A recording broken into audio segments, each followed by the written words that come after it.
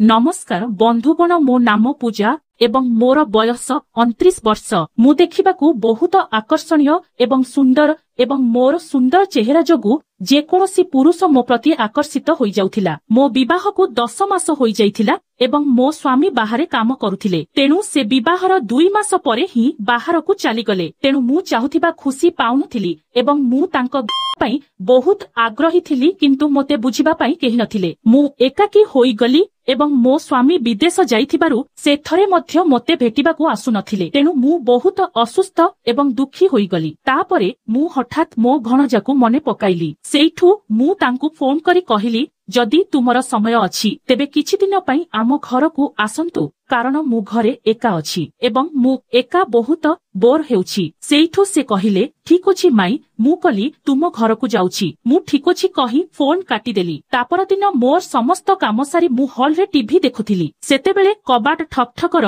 Sound आसिला। जेतेबेले मु कबाट खोलिली, मो भणजा राजा मो आगरे ठिया होइथिले। तांको देखि मोर मन खुशी रे नाची उठिला, कारण से बहुत स्मार्ट देखा जाउथिले एवं शारीरिक भावरे मध्य बहुत शक्तिशाली थिले। तांको नाम राजा एवं से 20 वर्ष बयसर थिले। से पूरा हीरो परी देखा जाउथिले। तांको भितरे एक भिन्न आकर्षण थिला। तापरे से कहिले, माई तुमे मते घर को नहीं जीवना एपरी चाही रहिबो। सेइठू मु सांगे सांगे तांकू भीतर को आसीबाकू कहिली। तापरे मु तांकू पचारिली, भणजा भलरे आसिल तो? से कहिले, हम माई भलरे आसिली। तापरे मु तांकू फ्रेश हेबाकू कहिली। से जाई फ्रेश होई आसिले एवं मु तांकू चाहा करी नहीं देली। चाहाकू टेबुल उपरे थोइबा समय रे मोर लुगा कानी हठात तळकू खसी आसिला। राजार नजर मो उपरे पड़िला एवं से किछि समय पई मोते सेमिति चाही रहिला। तापरे मु ताकू कहिली, चाहा पियो राजा, एवं हसी हसी मो रूम को चली गले। तापरे किछि दिन एहिपरि बीती गला। गोटिए दिन राजा तांको रूम रे बसी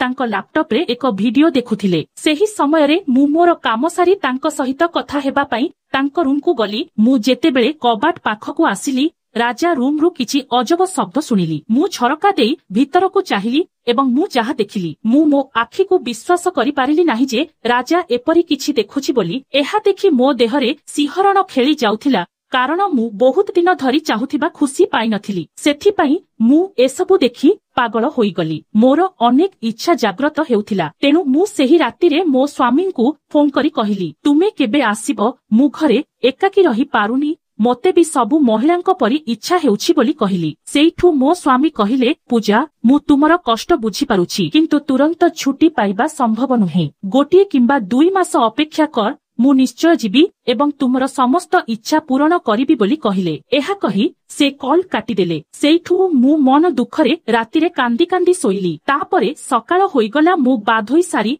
बाथरूम रु बाहरी आसिली। गाधोई सारी मु राजा पई गरम जलखिया प्रस्तुत कली एवं ताकू उठाइबा पई तांको रूम को गली। मु रूम को जाई देखिली जे राजा एबे भी सोइछि। मु तांकर आकर्षणीय शरीर देखि तांको सहित कुंढेई होई सोइबा पई मोर मन हेला। मोते लागिला जे से गभीर निदरे सोई पड़िछंती। तेणु मु धीरे धीरे तांको पाखकू गली एवं मु तांकू जेतेबेले छुईबाकू जाउथिली, से हठात उठी पड़ी मो आड़कू चाहिबाकू लागिले। मु शीघ्र पछकू पळेई आसिली एवं राजा को कहिली, राजा जल्दी उठ, सकाळ 9टा बाजिलानी। सेइठू राजा कहिला, शुभ सकाळ माई। एमिति कही से फ्रेश हेबा पई बाथरूम गले एवं मु बाहर को आसी नास्ता आनी टेबुल उपरे थोई मु चेयर रे बसी गली। तापरे किछि समय परे राजा आसिला एवं आमे दुहे गपसप करी नास्ता करिबाकू लागिलु। तापरे मु भाबिली जे मु राजा को पटेई किपरि ताठारु शांति हेबी बोली भाबिली। सेइठू मो मनरे एक उपाय आसिला एवं मु मुंड बिंधुथिबार अभिनय करी जोर रे कांदिबाकू लागिली। तापरे राजा कहिला, माई कोन हेला तुमर?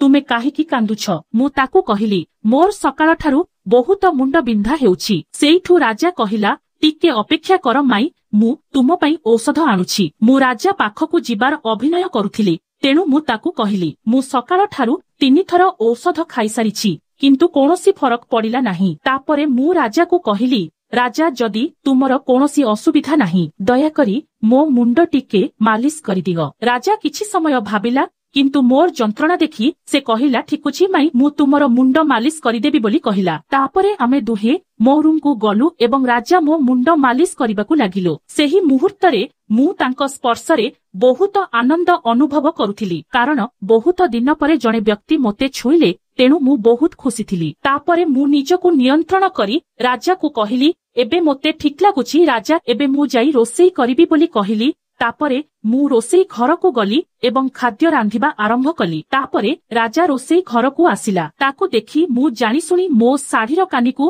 तळकू टाणी देली, किंतु राजा मो आडकू चाहिला नाही। से पानी पी निज रूम को पळेई गला। किछि समय परे मोर खाद्य प्रस्तुत होई गला। आमे दुहे एकाठी खाइलु। खाइबा समय रे मु सबुबेले राजा को देखुथिली, किंतु से मुंड तळकू करी खाउथिले। राजा बहुत भलो पिलाटिए थिला। एबे आम घरे आम दुई जनक व्यतीत आउ केही नथिले। तेणु मु निष्पत्ति नेइथिली जे आज मु जेमिति भी हेउ राजा ठारू मजा नेबी बोली भाबिली। किंतु राजा एपर्यंत मो आड़कू सेमिति खराब नजर रे देखु नथिला। सेदिन मु सारा दिन राजा पछरे घुरी बुलुथिली एवं तांकू आकर्षित करबाकू चेष्टा करि चलिथिली, किंतु राजा मो प्रति कोनोसी ध्यान देउ नथिला। सेदिन संध्यारे आमे दुहे मिसी टीवी देखुथिलु। सेतिकी बेले राजा कहिला, माई मामू कोन पई घर को आसु नाहंती। सेइठू मु मन दुखरे कांदिबाकू लागिली। आउ कहिली, तम मामूंकर छुट्टी मिलुनी, तेणु से घर को आसु नाहंती। मु तांकू झुरी झुरी बहुत मन दुखरे रहुची। आउ मोर बहुत इच्छा हेउछि तम मामू सहित राति कटेइबा पई, किंतु से घर को आसु नाहंती। सेइठू राजा मो पाखकू आसी मते कुंढेई धरी कहिला, कांदनी माई,